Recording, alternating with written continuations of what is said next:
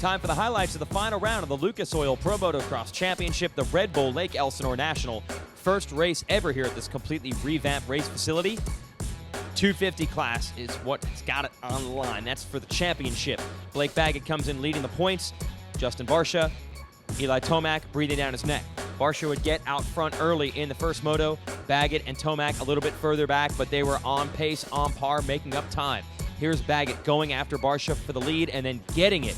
He was not riding to protect that points lead. He was riding to win. Then the focus goes back to Tomac, who is laying down blistering laps. He would eventually get around his teammate, Barcia, for second.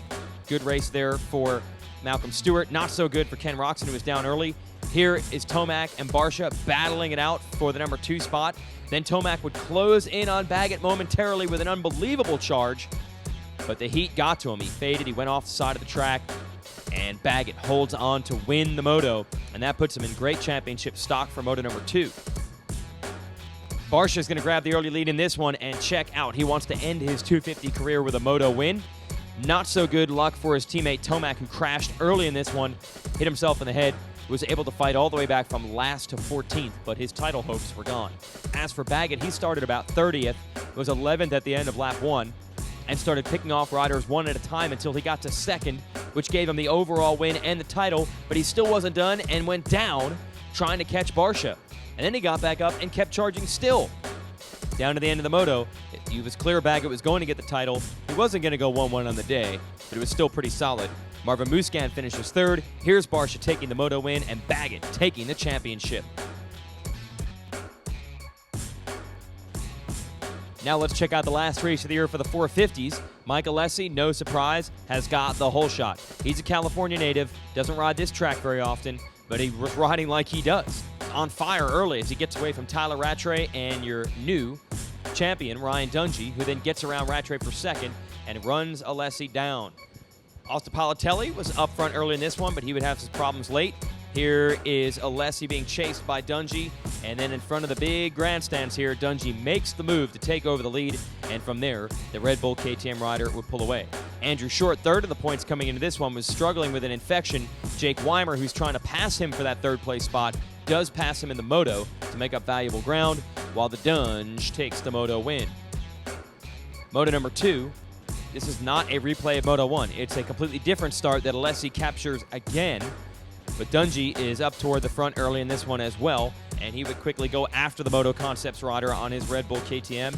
But Alessi put up a good fight. They went back and forth a few times, but finally, after 4 or 5 swaps of the lead, Dungey was able to secure it and pull away to go for 10 straight overall victories to end the year.